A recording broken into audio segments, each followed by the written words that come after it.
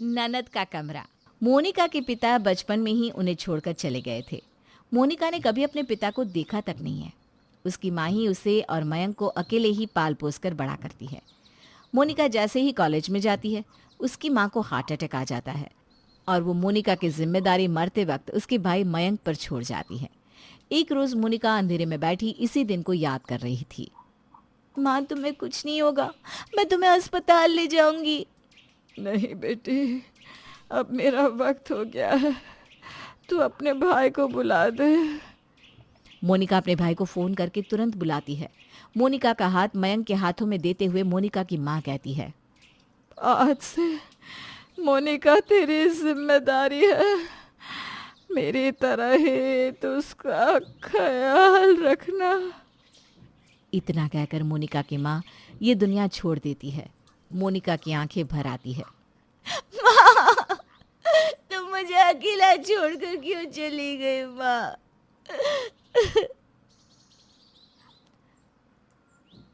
मोनिका अपने आंसू पोंछती है और खुद से कहती है, माँ को गए 5 साल हो गए। मुझे माँ का सपना पूरा करना है, मुझे वकील बनकर दिखाना है। इतने में ही दरवाजे की घंटी बजती है और मोनिका दरवाज़ा खोलती है और देखती है कि मयंक किसी लड़की के साथ गले में वरमाला डाले खड़ा है। आंखों में कई सवाल लिए मोनिका मयंक से कहती है, भैया, ये तुम्हारे साथ कौन है? ये तुम्हारी भाभी है, आज से बबीता हमारे साथ ही रहेगी। तुम स्वागत नहीं करोगी अपनी भाभी का? माँ होती तो इस अवसर पर झूम उठती और बड़े ही धूमधाम से तुम्हारा गृह प्रवेश करवा दी बबीता। मोनिका अपनी समझ से एक आरती का थाल और एक थाल में कुमकुम भरकर लेकर आती है। मोनिका बबीता और मयंक की आरती करती है और एक चावल से भरा कलश जमीन पर रखकर बबीता से कहती है, भाभी, आप ये कलश अपने पैरों से मारकर कुमकुम से भरे पैर लेकर अंदर आ जाओ। बबीता उसी तरह घर में अंदर आती है जैसा मोनिका कहती है। आने के साथ ही बबीता मोनिका के कमरे की ओर देखकर कहती है, हम इसी कमरे में रहेंगे मयंक। ये कमरा कितना अच्छा है, इसकी खिड़कियाँ कितनी बड़ी है और खिड़कियों से बाहर का नज़ारा कितना अच्छा दिख रहा है। पूरा बाजार तो घर बैठे ही दिख जाएगा। अरे यार, ये कमरा तो मोनिका का है, हमारा कमरा तो इससे भी अच्छा है, तुम एक बार देखो तो ज़रा। मयंक बबीता को कमरे में ले जाता है जो कि पूरा सजा होता है। कमरा देखकर बबीता कहती है, ये तो बहुत सुंदर सजा हुआ है, थैंक यू सोना। मोनिका का कमरा तो इसके सामने कुछ भी नहीं है। पर बबीता के मन में तो मोनिका का कमरा घर कर जाता है। वो मन ही मन सोचती है, ननद जी, ये कमरा तो मैं अपना बना कर रहूँगी। बस कुछ दिन और ये मेरा होगा। मयंक और बबीता अपनी नई जिंदगी की शुरुआत करते हैं। इधर मोनिका सोचती है, अब सब कुछ धीरे धीरे ठीक होने लगेगा, भाभी सब कुछ संभाल लेंगी और अब मैं आराम से पूरे मन से पढ़ पाऊंगी। अगले दिन बबीता एक अच्छी बहू की तरह उठकर नाश्ता बनाती है और मोनिका से कहती है, ननद जी, जरा खाकर बताना खाना कैसा बना है। मोनिका खाना खाती है और अपनी उंगलियां चाटते हुए कहती है, बहुत टेस्टी बना है भाभी। आज पहली बार माँ के जाने के बाद मैं किसी के हाथ का खाना खा रही हूँ। शाम को ना मेरे कुछ दोस्त आने वाले हैं डिनर पर, तो ननद जी, क्या मैं आपके कमरे में उन्हें बिठा सकती हूँ प्लीज़? मोनिका हिचकिचाते हुए कहती है, वो भाभी, मुझे ना पढ़ना होता है, वैसे भी मेरा कमरा छोटा है और मेरी किताबें यहाँ वहाँ पड़ी रहती हैं।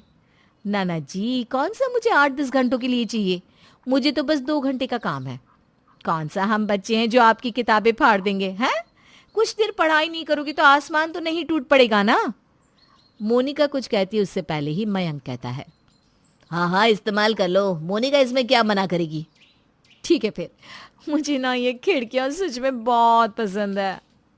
मोनिका का मुंह छोटा हो जाता है और वो अपने कमरे में चली जाती है। मेरे कमरे में भी कब्जा जमाना चाहते हैं ये दोनों, लेकिन मैं अपना कमरा नहीं छोड़ूंगी। मोनिका की आंखें नम हो जाती है और वो पढ़ाई करने लगती है। इधर बबीता अपने दोस्तों के लिए खाना बनाने लगती है और शाम होते ही तैयार हो जाती है और मोनिका के कमरे में जाकर बैठ जाती है। वाह, मज़ा अलग ही आएगा इस कमरे में पार्टी करने का। थोड़ी ही देर में बबीता की सारी सहेलियां आ जाती हैं और मोनिका के कमरे में बैठ जाती है। बबीता, तेरा कमरा तो किसी रेस्टोरेंट से कम नहीं लग रहा है। हमें तो पार्टी करने की एक जगह मिल गई। दोस्तों अब रोज यही होगी पार्टियाँ। हाँ हाँ, क्यों नहीं। कोल्ड ड्रिंक के साथ गर्मा गर्म पकोड़े। मेरी शादी का ट्रीट कैसा लगा दोस्तों? लाजवाब। लगता है जीजू पूरे लट्टू है तुम पर। जोरू का गुलाम बन गया है वो तो। तभी ना शादी के पहले ही दिन इतनी अच्छी पार्टी मिल रही है।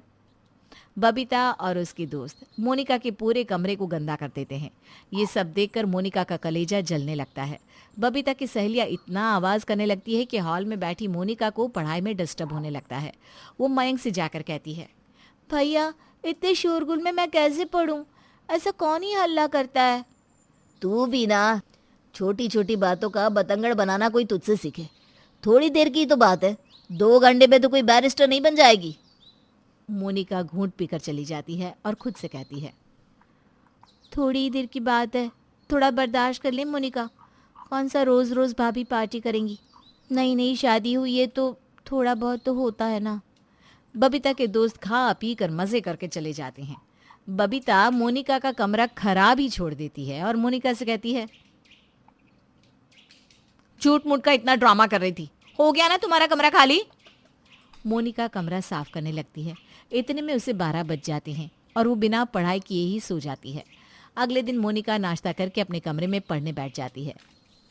बबीता हर थोड़ी थोड़ी देर में मोनिका के कमरे में जाकर बैठ जाती और उसे पढ़ने में डिस्टर्ब करने लगती। मोनिका को गुस्सा आ जाता है, भाभी मुझे डिस्टर्ब हो रहा है, मुझे पढ़ना है, कल भी नहीं पढ़ पाई थी मैं। मेरे बैठने से आपकी पढ़ाई नहीं हो रही है? ये कौन सी बात हुई? हाँ, देखती हूँ कौन सा कुछ बन जाओगी। बबीता मोनिका के कमरे से जैसे ही उठकर जाती है, मोनिका अपना कमरा बंद कर लेती है। बाहर खड़ी बबीता कहती है, नाना जी कब तक बंद रख पाओगी ये कमरा? इससे तो मैं छीन के रहूंगी। शाम होते ही बबीता अपनी सहेलियों को अपने घर में बुला लेती है और मोनिका के कमरे में अड्डा जमा कर बैठ जाती हैं। मोनिका की सहेलियां खा पीकर वापस में मोनिका का कमरा गंदा कर देती हैं। एक काम करना, कोई मस्त सा गाना बजा दे, हम नाचते हैं। बिना नाच गाने के ना पार्टी अधूरी लगती है। हाँ हाँ, क्यों नहीं, लगाती हूँ ना गाना। बबीता की सहेलियां गाना लगाकर नाचने लगती है। इसी तरह रात के 10 बज जाते हैं और तब जाकर बबीता की सहेलियां अपने अपने घर जाती है। आए दिन ये रोज का ड्रामा हो जाता है।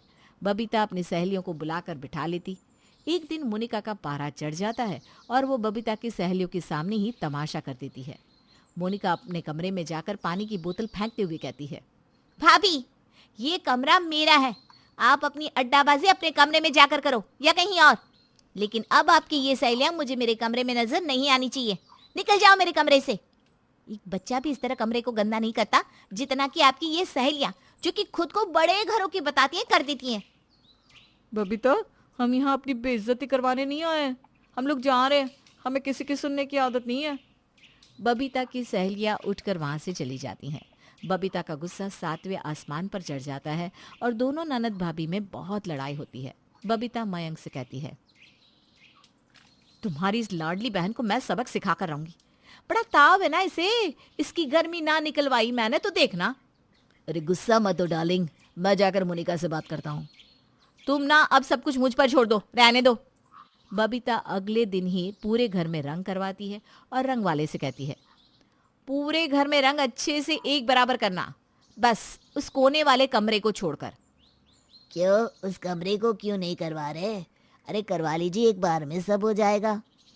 वो स्टोर रूम है, उसे कौन रंग मरवाएगा? रंग वाला रंग करके चला जाता है। जितनी देर तक रंग होते रहता है उतनी देर तक मोनिका अपने कमरे में इस उम्मीद में बैठी रहती है कि शायद उसकी भाभी उसके कमरे में भी रंग करवा दे। लेकिन जब शाम को रंग वाले जाने लगते हैं तब मोनिका की उम्मीद टूट जाती है, वो रोने लगती है। थोड़ी देर बाद लेबर आकर घर का कबाड़ा मोनिका के कमरे में रख देते हैं। मोनिका उन लोगों को रोकती है लेकिन बबीता बीच में आ जाती है और दोनों ननद भाभी में जोरदार लड़ाई हो जाती है। अब मुझसे मेरा कमरा नहीं छीन पाएगी भाभी, चाहे आप कुछ भी कर लो। तुम मुझसे माफी मांग लोगी तो बात यहीं खत्म हो जाएगी, वरना ये घर तुम्हें छोड़कर जाना पड़ेगा। मैं कभी आपसे माफी नहीं मांगूंगी, कभी नहीं। बबीता मयंक को सब कुछ बताती है और मयंक मोनिका से कहता है, मोनिका अपनी भाभी से माफी मांगो। जब देखो बबीता से लड़ती रहती हो और उसका बड़ापन देखो, वो फिर भी तुम्हारे लिए खाना बनाती है। तुम इतना बदल जाओगे भैया माँ के जाने के बाद कि तुम्हें अपनी बहन की तकलीफ तक नजर नहीं आ रही। ये सब लेक्चर मुझे मत दो। बबीता मयंक को लेकर वहां से चली जाती है। तुम छोड़ दो ना, ये ऐसे घर से नहीं जाएगी।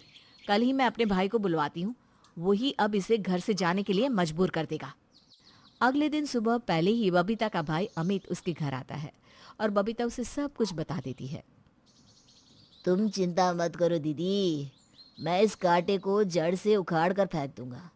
मैं अभी से ही अपने मिशन पर लग जाता हूँ। अमित मोनिका के कमरे में कचरा फेंक देता है और उसके कमरे के बाहर माइक लगाकर गाना गाने लगता है। माइक की आवाज़ से मोनिका निकलकर बाहर आती है और गुस्से में अमित से कहती है, पूरे घर में तुम्हें मेरा ही कमरा मिला है, चुपचाप चले जाओ यहाँ से। मेरी रानी, ऐसे कैसे चले जाऊँ?